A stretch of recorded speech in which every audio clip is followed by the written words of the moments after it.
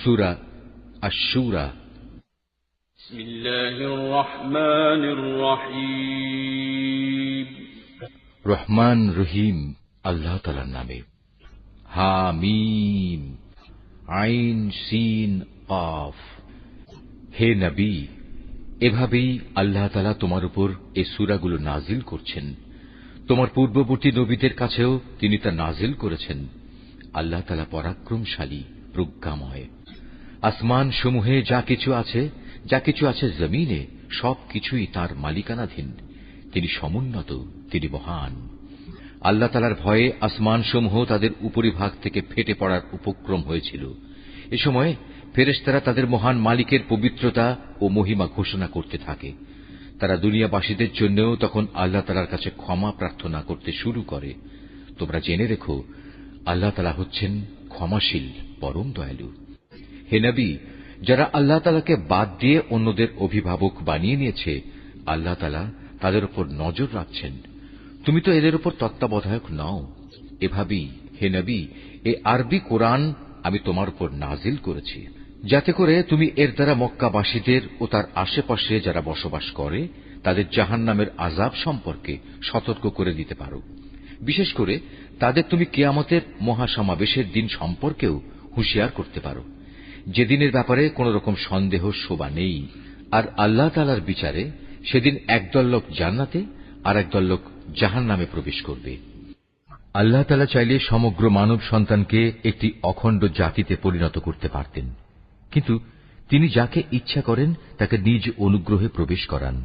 আর জালেমদের ব্যাপারে আল্লাহ তাআলার সিদ্ধান্ত হচ্ছে, তাদের কোথাও কোনো অভিভাবক থাকবে না কোনো সাহায্যকারীও। এরা কি আল্লাহ তাআলাকে বাদ দিয়ে অন্যদের অভিভাবক বানিয়ে নিয়েছে? অথচ অভিভাবক তো কেবল আল্লাহ তাআলাই। তিনি মৃতকে জীবিত করেন, তিনি সর্ববিষয়ের উপর প্রবল শক্তিমান। হে মানুষ, তোমরা যে বিষয়ে মতবিরোধ করো তার ফয়সালা তো আল্লাহ তাআলারই হাতে। বলো, হে নবী, এ হচ্ছেন আল্লাহ তাআলা, তিনিই আমার মালিক, আমি তার উপরই নির্ভর করি। যাবতীয় প্রয়োজনে আমি তার দিকেই রুজু করি। তিনি আসমান সমূহ ও জমিনের সৃষ্টিকর্তা। তিনি তোমাদের নিজেদের মধ্যে থেকে তোমাদের জন্য যুগল সৃষ্টি করেছেন। তিনি পশুদের মাঝেও তাদের জোড়া সৃষ্টি করেছেন। এভাবেই তিনি সেখানে তোমাদের বংশ বিস্তার করেন। সৃষ্টিলোকে কোনো কিছুই তার সদৃশ নয়। তিনি সর্বশ্রোতা, তিনি সর্বদ্রষ্টা। আসমান সমূহ ও জমিনের সমস্ত চাবিকাঠি তাঁরই হাতে। তিনি যার জন্য ইচ্ছা করেন রিজিক বাড়িয়ে দেন, আবার যার জন্য চান সংকুচিত করেন। নিশ্চয়ই তিনি প্রত্যেকটি বিষয় সম্পর্কে সম্যক অবগত রয়েছেন। মানুষ, আল্লাহ তাআলা তোমাদের জন্য সে দিনই নির্ধারিত করেছেন যার আদেশ তিনি দিয়েছিলেন নূহকে, এবং যা আমি তোমার কাছে ওহী করে পাঠিয়েছি, উপরন্তু যার আদেশ আমি ইব্রাহিম, মূসা ও ঈসাকে দিয়েছিলাম।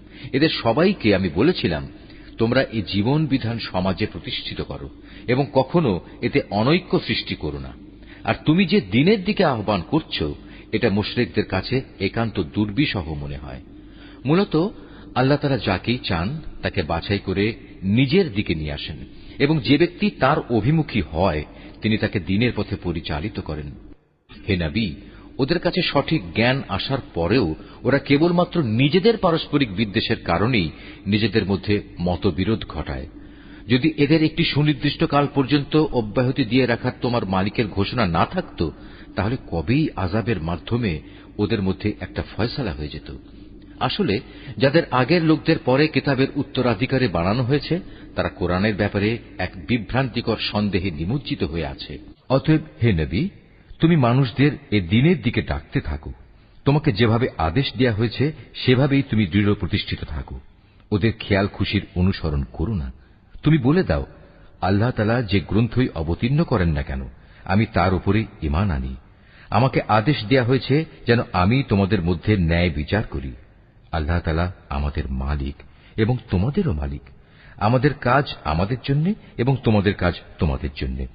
আমাদের ও তোমাদের মাঝে কোনো ঝগড়াঝাটি নেই। আল্লাহ তাআলা আমাদের সকলকে এক জায়গায় জড়ো করবেন আর সবাইকে তার দিকেই ফিরে যেতে হবে। যারা আল্লাহ তাআলার দ্বীন সম্পর্কে বিতর্ক করে, বিশেষত আল্লাহ তাআলা কর্তৃক তা দিন গৃহীত হওয়ার পর এদের বিতর্ক তাদের মালিকের কাছে সম্পূর্ণ অসার। তাদের উপর তাঁর গজব, তাদের জন্য রয়েছে তার কঠিন শাস্তি। তিনি আল্লাহ তাআলা, যিনি সত্য দিন সহ এ কিতাব ও ইনসাফের মানদণ্ড নাজিল করেছেন। হে নবী, তুমি কি জানো সম্ভবত কিয়ামত একান্ত কাছে এসে গেছে? যারা সে কিয়ামতের বিষয় বিশ্বাস করে না, তারা কামনা করে তা ত্বরান্বিত হোক। অপরদিকে যারা তা বিশ্বাস করে, তারা তার থেকে ভয় করে, কেননা তারা জানে সেই দিনটি একান্ত সত্য। জেনে রেখো, যারাই কিয়ামত সম্পর্কে বাক বিতণ্ডা করে, তারা মারাত্মক গুমরাহিতে রয়েছে। আল্লাহ তাআলা তার বান্দাদের সূক্ষ্মাতি সূক্ষ্ম বিষয় সম্পর্কেও অবহিত আছেন। তিনি যাকে রিজিক দিতে চান দেন, তিনি প্রবল পরাক্রমশালী। যে ব্যক্তি পরকালের কল্যাণের ফসল কামনা করে, আমি তার জন্য তা বাড়িয়ে দেই। আর যে ব্যক্তি শুধু দুনিয়ার জীবনের ফসল কামনা করে, আমি তাকে অবশ্য দুনিয়ায় তার কিছু অংশ দান করি, কিন্তু পরকালে তার জন্য সে ফসলের কোনো অংশই বাকি থাকে না। এদের কি এমন কোন শরীক আছে যারা এদের জন্য এমন কোন জীবন বিধান প্রণয়ন করে নিয়েছে যার অনুমতি আল্লাহ তাআলা দান করেননি? যদি আযাবের মাধ্যমে সিদ্ধান্ত নেওয়া হতো, তাহলে কবেই তাদের মধ্যে একটা ফয়সালা হয়ে যেত। অবশ্যই জালেমদের জন্য কঠিন শাস্তি রয়েছে। হে নবী, সেদিন তুমি এ জালেমদের দেখতে পাবে, তারা নিজেদের কর্মকাণ্ডের শাস্তি থেকে ভীত সন্ত্রস্ত, কেননা তা তাদের উপর পতিত হবেই। কিন্তু যারা আল্লাহ তাআলার উপর ঈমান এনেছে এবং নেক কাজ করেছে, তারা জান্নাতের মনোরম উদ্যানে অবস্থান করবে। তারা সেদিন যা কিছু চাইবে তাদের মালিকের কাছ থেকে, তাদের জন্য তাই সেখানে মজুদ থাকবে। এটা হচ্ছে আল্লাহ তাআলার মহা অনুগ্রহ, আর এ হচ্ছে তাই নিয়ামত। আল্লাহ তাআলা তার সেসব বান্দাদের যার সুসংবাদ দান করেন, যারা এর উপর ঈমান এনেছে এবং নেক কাজ করেছে। হে নবী, তুমি বলো, আমি তোমাদের কাছ থেকে এ দিন প্রচারের উপর কোনো পারিশ্রমিক চাই না, তবে তোমাদের সাথে আমার আত্মীয়তা সূত্রে যে সৌহার্দ্য আমার পাওনা রয়েছে সেটা আলাদা। যে ব্যক্তি কোনো নেক কাজ করে, তার জন্য আমি তার সে নেক কাজে অতিরিক্ত কিছু সৌন্দর্য যোগ করে দেই। অবশ্যই আল্লাহ তাআলা ক্ষমাশীল ও গুণগ্রাহী। হে নবী, এরা কি বলে এ ব্যক্তি আল্লাহর উপর মিথ্যা আরোপ করছে? অথচ আল্লাহ তাআলা চাইলে তোমার দিলের উপর মোহর মেরে দিতে পারতেন। আল্লাহ তাআলা বাতিলকে এমনিই মিটিয়ে দেন এবং সত্যকে তার বাণী দ্বারা সত্য প্রমাণ করে দেখিয়ে দেন। অবশ্যই মানুষের অন্তরে যা কিছু আছে সে সম্পর্কে তিনি সবিশেষ অবহিত রয়েছেন। তিনিই হচ্ছেন আল্লাহ তাআলা, যিনি তার বান্দাদের তওবা কবুল করেন এবং তাদের গুনাহ খাতাও তিনি ক্ষমা করে দেন। তোমরা যা কিছু করো সে সম্পর্কেও তিনি জানেন। তিনি তাদের ডাকে সাড়া দেন যারা তাঁর উপর ঈমান আনে এবং নেক আমল করে। তিনি তাদের নিজ অনুগ্রহে তাদের পাওনার চাইতে বেশি সওয়াব দান করেন। হ্যাঁ, যারা তাকে অস্বীকার করে তাদের জন্য কঠোর শাস্তি রয়েছে। যদি আল্লাহ তাআলা তার সব বান্দাদের রিজিকে প্রাচুর্য দিতেন, তাহলে তারা নিঃসন্দেহে জমিনে বিপর্যয় সৃষ্টি করত। তাই তিনি পরিমাণ মতো যাকে যতটুকু চান তার জন্য ততটুকু রিজিকই নাজিল করেন। অবশ্য তিনি নিজের বান্দাদের প্রয়োজন সম্পর্কে পূর্ণাঙ্গ ওয়াকেবহাল রয়েছেন এবং তাদের প্রয়োজনের দিকেও তিনি নজর রাখেন। তিনি আল্লাহ তাআলা। তারা যখন বৃষ্টির ব্যাপারে নিরাশ হয়ে পড়ে, তখন তিনি বৃষ্টি প্রেরণ করেন এবং এভাবেই জমিনে তার রহমত ছড়িয়ে দেন। মূলত তিনি অভিভাবক, তিনি প্রশংসিত। তার কুদরতের অন্যতম নিদর্শন হচ্ছে স্বয়ং আসমান সমূহ ও জমিনের সৃষ্টি। এ দুয়ের মাঝখানে যত প্রাণী আছে তা তিনিই ছড়িয়ে ছিটিয়ে রেখেছেন। তিনি যখন চাইবেন তখন এদের সবাইকে আবার জমা করতে সক্ষম হবেন। হে মানুষ, যে বিপদ আপদই তোমাদের উপর আসুক না কেন, তা হচ্ছে তোমাদের নিজেদের হাতের কামাই। আল্লাহ তাআলা তো তোমাদের অনেক অপরাধ এমনিই ক্ষমা করে দেন। তোমরা জমিনে আল্লাহকে ব্যর্থ করে দিতে পারবে না। তিনি ছাড়া তোমাদের কোনো অভিভাবক নেই, নেই কোনো সাহায্যকারীও। আল্লাহ তাআলার কুদরতের নিদর্শন সমূহের মধ্যে সমুদ্রে বাতাসের বেগে বেয়ে চলা পাহাড় সম জাহাজগুলো অন্যতম। তিনি ইচ্ছা করলে বাতাস স্তব্ধ করে দিতে পারেন, ফলে এসব নৌযান সমুদ্রের বুকে নিশ্চল হয়ে পড়ে থাকবে। নিশ্চয়ই এ প্রক্রিয়ার মাঝে ধৈর্যশীল ও কৃতজ্ঞদের জন্য নিদর্শন রয়েছে। অথবা তিনি চাইলে বাতাস তীব্র করে সেগুলো তাদের কৃতকর্মের কারণে ধ্বংস করে দিতে পারেন। অনেককে আবার তিনি ক্ষমা করে দিতে পারেন। যারা আমার কুদরতের নিদর্শন সমূহের ব্যাপারে খামাখা বিতর্ক করে, তারা যেন জেনে নিতে পারে এখন আর তাদের পালানোর কোনো জায়গা নেই। তোমাদের যা কিছুই দেয়া হয়েছে তা দুনিয়ার কতিপয় অস্থায়ী ভোগের সামগ্রী মাত্র, কিন্তু পুরস্কার হিসেবে যা আল্লাহ তাআলার কাছে আছে তা উত্তম ও স্থায়ী। আর তা হচ্ছে সেসব লোকের জন্য যারা আল্লাহ তাআলার উপর ঈমান আনে এবং সর্বাবস্থায় তারা তাদের মালিকের উপর নির্ভর করে, যারা বড় বড় গুনাহ ও অশ্লীল কার্যকলাপ থেকে বেঁচে থাকে, বিশেষ করে যখন রাগান্বিত হয় তখন তারা অন্যদের ভুল ক্ষমা করে দেয়, যারা তাদের মালিকের ডাকে সাড়া দেয়, নামাজ প্রতিষ্ঠা করে, যাদের কাজকর্মগুলো সম্পাদনের সময় পারস্পরিক পরামর্শই হয় তাদের কর্মপন্থা, আমি তাদের যে রিজিক দান করেছি তা থেকে তারা আমারই পথে খরচ করে, যারা এমনই আত্মমর্যাদা সম্পন্ন যখন তাদের উপর বাড়াবাড়ি করা হয় তখন তারা প্রতিশোধ গ্রহণ করে। মন্দের প্রতিফল অনুরূপ মন্দই হবে, কিন্তু যে ক্ষমা করে দেয় এবং আপোষ করে আল্লাহ তাআলার কাছে অবশ্যই তার জন্য যথাযথ পুরস্কার রয়েছে। আল্লাহ তাআলা কখনো জালেমদের পছন্দ করেন না। কোন ব্যক্তি যদি তার সাথে জুলুম সংঘটিত হওয়ার পর সমপরিমাণ প্রতিশোধ গ্রহণ করে তাতে তাদের উপর কোনো অভিযোগ থাকে না। অভিযোগ তো হচ্ছে তাদের উপর যারা মানুষদের উপর অত্যাচার করে এবং পৃথিবীর বুকে অন্যায়ভাবে বিদ্রোহের আচরণ করে বেড়ায়। এমন ধরনের জালেম লোকদের জন্য রয়েছে কঠোর আযাব। যে ব্যক্তি ধৈর্য ধারণ করে এবং মানুষদের ক্ষমা করে দেয় সে যেন জেনে রাখে অবশ্যই এটা হচ্ছে সাহসিকতার কাজসমূহের মধ্যে অন্যতম। হে নবী, যে ব্যক্তিকে আল্লাহ তাআলা গোমরাহ করে দেন তার জন্য তিনি ছাড়া আর কোন দ্বিতীয় অভিভাবক থাকে না। তুমি জালেমদের দেখবে যখন তারা আল্লাহ তাআলার আযাব পর্যবেক্ষণ করবে তখন বলবে, আজ এখান থেকে ফিরে যাওয়ার কোন পথ আছে কি?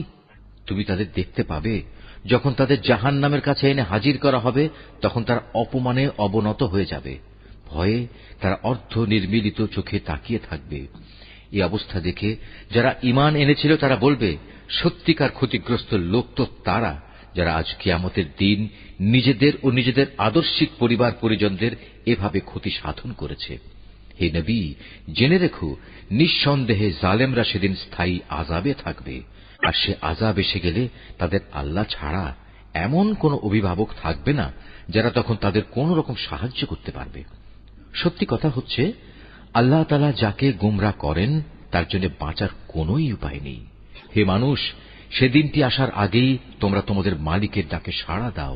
আল্লাহ তাআলার কাছ থেকে যে দিনটির তার প্রতিরোধকারী কেউই থাকবে না। সেদিন তোমাদের জন্য কোনো আশ্রয়স্থলও থাকবে না, আর না তোমাদের পক্ষে সেদিন অপরাধ অস্বীকার করা সম্ভব হবে। অতঃপর যদি এরা হেদায়েত থেকে মুখ ফিরিয়ে নেয় তাহলে তুমি জেনে রেখো আমি তোমাকে তাদের উপর দারোগা করে পাঠাইনি।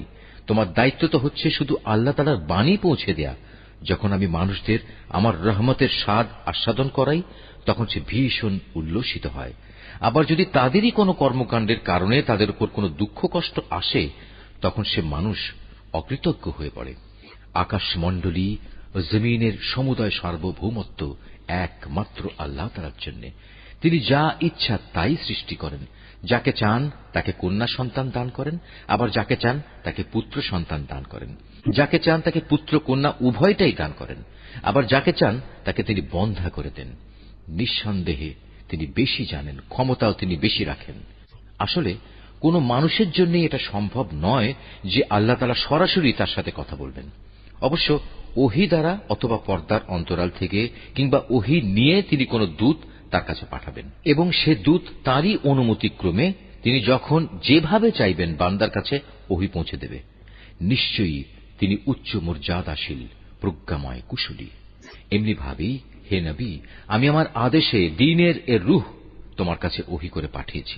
নতুবা তুমি তো আদৌ জানতেই না আল্লাহ তাআলার কিতাব কি, না তুমি জানতে ঈমান কি কাকে বলে। কিন্তু আমি এর রূহকে একটি নূরে পরিণত করে দিয়েছি, যার দ্বারা আমি আমার বান্দাদের যাকে চাই তাকে দ্বীনের পথ দেখাই, এবং আমার আদেশক্রমে তুমিও মানুষদের সঠিক পথ দেখিয়ে যাচ্ছ। সে পথ আল্লাহ তাআলারই পথ। আসমান সমূহে ও জমিনে যা কিছু আছে সব কিছু আল্লাহ তাআলার জন্য। শুনে রেখো, পরিশেষে সব কিছু আল্লাহ তাআলার দিকেই ধাবিত হয়।